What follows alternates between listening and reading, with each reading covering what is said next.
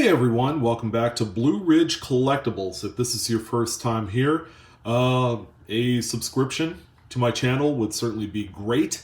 Some of you guys probably know me from my main channel called Blue Ridge Silverhound, where I talk about coins and currency and everything that is wrapped around that by, the collecting aspect of it, selling it, grading your material, whatever you got. So be sure you check that out. But thank you for making the trek over to this new channel. And in this particular video, I wanted to take some time to discuss one of the newer products that has hit the scene, and it's Gold Standard Football 2020. As you guys know, huge draft class. Lots of great players to look forward to. I would say probably one of the most stacked classes in quite some time. There's really no other way to describe it. I think there's a lot of eyes on this new upcoming draft class for 2020. All right, so as you guys know, for Gold Standard, they had produced, before the actual release of the regular Gold Standard, they did an early release called a First Off the Line. All right, so we have 2 boxes worth of First Off the Line cards, and what I wanted to do is take some time to look at every single one of the cards I pulled from these 2 boxes and kind of compare them, I guess, to what you would normally get out of 2 regular Gold Standard boxes. Okay, so what's cool about this release, and it's been out for, I guess, probably a week and a half, 2 weeks now, so it's not the newest thing. There's actually one product that's been released since then, that's Elements, and then another one, Certified Football, which is going to be coming out here in a few days. But the price difference, if you did not get in on Panini America's website to buy any of the first off the line boxes, which I think they dropped to right around $233 a piece, because they do the whatchamacallit, you go on there and the price drops every so often until it hits a certain sweet spot, and then people end up buying them. People buying for more or less or whatever the case may be until it's all sold out. So the first off the line exclusives have a couple exclusive cards, lower numbered parallels, RPAs, which by the way means rookie patch autograph. So you've been staring at this Lamar Jackson. Okay, this is the first card we're going to talk about on the on this video for Gold Standard. I mean, it's a good looking card. We're also going to talk a little bit about grading viability in here. Okay, are these things great for grading, or are they just a dumpster fire? Like Panini just didn't care when it came to the quality control. Of course, it's not all on Panini. It's also on the actual owners of the cards. The way that they insert them into these sleeves and top loaders makes a huge difference. So here's the first one right here. This is a Lamar Jackson, a good old Lamb Jack, numbered 4 out of 75. This is not a first off the line exclusive parallel. Okay, there's that. I'll actually get to those here momentarily. But the base cards look pretty nice. They got that foil board. And what's pretty cool, since we're on the topic of the actual print and manufacture of the cards, I was in the print industry for over 10 years. So if you need to know some like offset printing tips and how, certain cards are produced, I'm probably your guy. I could kind of drill down exactly what's going on here. So they use a foil board on this one, and they print right over it to get the results that you see here. Now, it's a very attractive card. Lamar Jackson, of course, this is his 3rd year card. Okay, his rookie year was 2018. Of course, there are some very hot players in the game that command a lot of money for their 2nd year, 3rd year, 4th year cards. Lamar Jackson is one of those guys. This is probably a $40 card. Not too bad for a 3rd year type. Okay, so what I wanted to do was pull this out, and let's go ahead and explore the condition of the card right out of the pack. I mean, it's in good shape. I think one of the things that plagues a lot of Panini releases are print lines and roller marks. You can kind of see a little bit right here, this long line right here. As these cards are getting collated into and assembled, that'll go into an actual pack. The cards actually have to feed through a soft rubber wheel, okay? And there's probably a couple of those in the pack out process. But when they collate the cards together, as you can see, a little bit of a rub from one of those wheels, generally that's an actual scratch on the card. And usually that's something that's not replaceable. You could try your hardest, that's for sure, especially when you have a high-end card, like a Prism or an Optic or, a National Treasures that has that unsightly mark right there. But generally for a card like this, you could try sending it in, but they're just going to hijack your card for a number of months, okay? It's not exactly on top of the radar. So that's one of the main issues that we come across on these kind of like higher end presentation cards is those roller marks, okay? But aside from that, the actual design of the gold standard base looks phenomenal. Grading wise, there's a few kind of like misses on these particular cards aside from the surface defects like that roller mark. The corners, because of how thick the card is, get beat up on these, and that's right directly out of the pack. So when you look at the back where you have kind of like this full bleed going all the way to the edge, see the white corners right there? You have a little white here. It's very noticeable here, right there, and this one, because it's white, you can't really tell too bad. It's more like an off-white gray. But these are extremely tough to grade.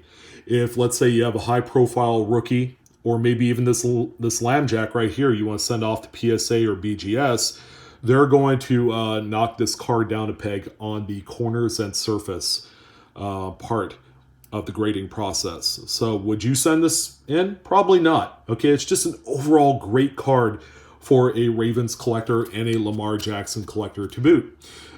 So quality-wise for the base, not fantastic based off of this one card, but you'll also see some of the next couple cards here. So nice Lambjack there. So the next one that we have here is actually one of the first off the line parallels. They're all numbered 211. All right. So this one is 9 out of 11. Joe Mixon for the Bengals. Again, really nice looking card. It's got that foil board, I believe, with these ones. Trying to figure out what the actual difference is for the, I think it might just be the numbering. And what they'll do is actually, whatever the team colors are, they'll go ahead and apply that into the actual printing process on top of the foil to give it that, kind of like color matched look. Actually, you know what? The first off the line might be this green here in the background. But here's another base card. And right out of the pack, because the full bleed, and when you have black going all the way to the edge, it shows a lot of the edge defects and the corner defects a whole lot more than one that has all white background, which Panini's known for. So you'll see some white here on the corner. This corner looks okay, and the bottom two corners look okay also. The edges look relatively clean on this one. This one would probably grade out a 9. Centering wise, it looks pretty good, left to right, up, down. I might actually do a video to kind of illustrate what I look for, as far as condition and centering and surface for grading candidates. So I do send out to PSA and BGS. I actually am putting together another submission. So we're going to do another video of that sometime in the near future. I invite you guys to check it out. Now, this top loader has a little bit of adhesive on it or something, or it might be on the penny sleeve. It's not on the card. So we have a Miles Sanders, 10 out of 11. This is, of course, another first off the line exclusive. There are one of these per pack. So this is kind of like that extra, I guess, bonus that you get when you order a first off the line product. Okay, whether it's this or Elite or whatever your flavor is. But this one right here, Miles Sanders, second year card. Again, you're going to come across the same issues. This corner right here doesn't look too fantastic. Kind of hard to tell, but you know, it's not crisp, and that might be all attributed just to the pack out process. You know, but anyways, it's a sharp, attractive looking card. I just need to make sure that this is not some sort of adhesive. Yeah, it's actually on the top loader. But I don't know if you guys can see that on this particular card. A print defect. As you can see, the unevenness of the aqueous coating that they apply onto the top of the card. As you guys know, every single card produced by Panini's manufacturing process or plant, they spray an aqueous coating to protect it, okay? But if it's unevenly sprayed onto the coin, you get this crap right here, okay? Which is horrible. That looks bad. That might even be worth sending back in. But as you can see, it's affected the whole card, ladies and gentlemen. So, yeah, that to me is unacceptable, especially first off the line parallel, low-numbered parallel. Granted, it's Miles Sanders, where, you know, he has a very limited collector base. But there you go. I guess that's one pet peeve so far for Gold Standard. So here's a relic card. First one out of the group. It's a Chase Young, Antonio Gandy Golden, and Antonio Gibson. Newly minted. That's the name of the subset. Numbered 115 out of 249. That's relatively high numbered for this card. Again, it's got that full bleed black reverse on here. It's a sharp looking card, but again, you know, relics that aren't game used kind of drive me nuts. I think they're overdone, they're overproduced, and they've lost quite a bit of its allure in the marketplace. But it's got the enclosed authentic memorabilia. It's not from any specific game or event. You know, the good old, I guess, verbiage that they use on there when it's not game worn, which it could be like a rookie premiere. Of course, this year we got, a pretty funny year with the whole crap show 2020 virus thing happening. So, I don't think a rookie premiere shoot was happening then. All right, so we have another relic here. This is a Philip Lindsay Drew Lock Golden Pairs Duel, numbered 77 of 199. It's a sharp looking card as well, but you know, with the thicker cards, you have some marginal edges and corners, okay, especially on a full bleed, darker kind of like color on here. It's a sharp looking card, okay. I kind of like what Panini did with Gold Standard's layout of you know, just everything on here. It's a good looking card, you know, even if it is just jersey relics. Pretty nice. All right, so the next one we have here is actually one that I like quite a bit. It's a Lamar Jackson Gold Gear Jumbo Jersey Relic Swatch, numbered 9 out of 199, so one away from his jersey number. Same back. I like how they, you know, keep it consistent with the actual kind of design of the back of the cards. But again, you know, with the full bleed, dark color going to the edge, you're going to have condition issues on these as well. But that's a good looking card there too from Gold Standard. So there's going to be some crossover too. So you're going to see some of these regular cards that aren't first off the line exclusives also being sold in the regular hobby boxes. Like this one here. This is a white gold jumbo jersey patch relic for Bradley Chubb, numbered 1 out of 49. Sharp looking card. Again, it's on the foil board, but this time it's all white on the front, and you have these little veins of gold just all throughout, which is a nice sharp look. I always love the Gold Standard logo on there. It looks pretty good. I think they did a good job with this one. But there you go. Case in point. See that nick right there? Yeah, so again, that's a pet peeve of mine. And there's, you know, a lot of the thick cards that come out of these products, they always say you're going to have a hard time getting a BGS 9.5 or a PSA 10 out of a lot of these. You know, especially the foil board stock, especially. It's just, man, they show imperfections quite a bit. Okay, so of course we're not immune to points. We got one 250 points card out of each one. All right, so that sucks. I'll be honest, I'd rather have the hits.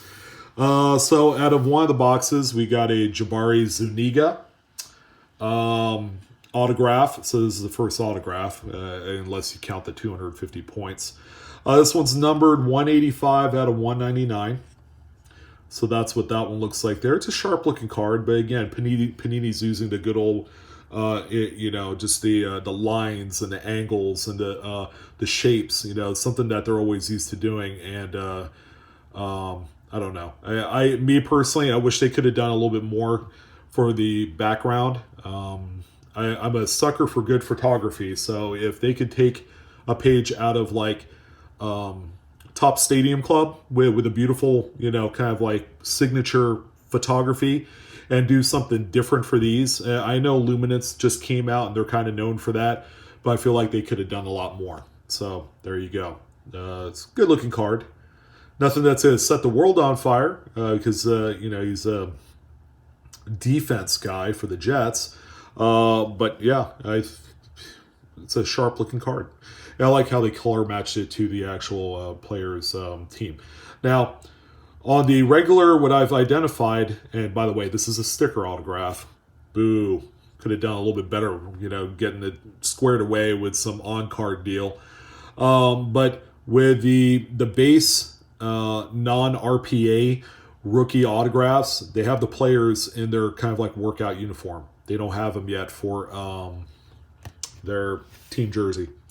All right, so before we get to the last two cards, the two rookie patch autographs, we got Trevon Diggs rookie, number 125 out of 199 for the Cowboys. It's a sharp-looking card. Again, same design, nothing new here. And, of course, you're going to come across the same issues with corners and all that stuff. Usually with the rookies, these are the cards that people want to send out for grading. I may get to my final grade at the end of the video on whether or not this is a viable set to own or product to buy for graders and flippers. Okay, so our last two cards are going to be the rookie patch autographs, which I am a huge fan of, but I have two personal gripes about it here in a second.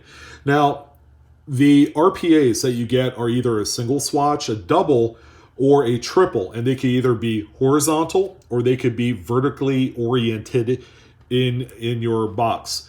Really depends on what your flavor is. People, I think, like the vertical, kind of like National Treasures. But the first off the line exclusive RPAs, there's one in every box. They're all numbered to 22 or less. I think someone's pulled like a one-of-one shield out of a first off the line box. So those are in there. But what do you guys see wrong with this picture? Okay. The autograph. It's on sticker. Okay. Even though it's nice on the actual green part and it's not kind of like all, off kilter. And the ink. I like gold ink, but they do make a pen that has better, more robust gold offset against this foil board. The gold ink pens that they use, I don't think it was a Sharpie brand, appear darker. Okay, and they're really hard to see on some cards. I saw a Joe Burrow, I think dual swatch, first off the line with a gold ink auto, and it looked bad. Now I believe there are autographs are against a black background right here. Those I think are the ones that are low numbered. But the gold ink, even on those, look pretty dark. But this is Zach Moss, 8 of 22, triple patch RPA. A really sharp-looking card. Again, these are cards that people are going to want to send out to grading, okay? But you got to keep in mind, white corner, okay? And then you also have to contend with the surface on these things, so you never know. Beautiful foiling. I mean, it's a good-looking card. Again, sticker autos, that's just the way of life when it comes to these cards, unfortunately, but that would look a whole lot better if it was on card. And I think that's more or less a preparation thing. A lot of players aren't doing any practice or anything like that because of, the world events going on right now. So they would have actual time to sign a hard sign on a card. Okay, so that's one other gripe there. And then finally, probably the hit of the whole deal is a triple RPA. Jacob Eason, numbered 18 of 22, another first off the line exclusive rookie for the Colts. Very nice card. Jacob Eason seems to kind of haunt me because I've pulled like two of them, two RPAs out of 2020 Chronicles Draft. I've pulled them out of, let's see, what is it? Elements. The gold medal rookie card. I also pulled him out of, what's the other one? It's on the, Prism Draft. I've pulled this guy a number of times, but there you go. An absolutely beautiful looking card. Triple patch autograph rookie Jacob Eason. Of course, there's the reverse on the card, but all in all, pretty nice card. So I'm gonna say this for sure. I'm always a fan of Gold Standard, but I feel like that the set plays second fiddle to a lot of the releases coming up. I think Panini Origins is better because they actually have hard signed non-jersey cards, which are really cool. Prism Football is always a huge one during the holidays. That's going to be a huge release. I hear it's, pre-sale is like $450, $500 already. So that's going to be a big one. If you thought you guys are having wallet fatigue because of basketball, you ain't seen nothing yet. Football is going to be absolutely amazing, and not in a good way. It's going to be crazy. So make sure you save your pennies for those upcoming releases. And certified, that's going to be coming out in a few days. Have sticker autographs, the first off the line ones, which I think I'm going to do a review video, sometime in the near future for a box, is going to be similar. Sticker autographs, premium patches that are not game used. But yeah, you have the actual rookies in their respective team uniforms for the NFL. This one, Colts jersey. So anyways, my final assessment, do not buy these if you are looking to get stuff to send out to grading. Okay, they're not going to grade very well. They never do. Gold Standard, by the time the holidays hit every year, becomes a unfavorable old product. And that's unfortunate because I think these look stunning. But when we get out to some of the other bigger releases at the end of the year, the Gold Standard is going to be forgotten. And it's not exactly the go-to, set for a lot of people looking to get some of the high-end RPAs. Okay, I mean, honestly, that's just what it is. Now, the final question, is it worth it to spend in today's retail prices over $100 more for a first off-the-line box compared to a regular Gold Standard hobby? Okay, that's going to be a big question. My answer is going to be no. And it's very close. I'm like almost 50-50 on whether it's yes or no. And the big reason why I say no is that the amount of extra value that you get for the low-numbered RPAs and the base doesn't quite kind of add up to that extra $100 that you would normally pay up, especially when you end up with characters like Zach Moss, where I've heard some great things about him and what he's going to do on the Bills, but when you get guys like this, where this card right here sells for about $75, okay, keeping in mind that first off the line box is a little bit over $400. So if you do the math, the extra $100 that you would spend for a first off the line box just isn't there value wise. And that is that, ladies and gentlemen. Blue Ridge Collectibles has given the final verdict. I do not recommend first off the line Gold Standard. It's a beautiful product. My personal recommendation, as always, is just buy the singles independently. For the amount that you would spend for 2 boxes of first off the line, you will have purchased one beautiful RPA Joe Burrow and have plenty of money left over for probably another big hit.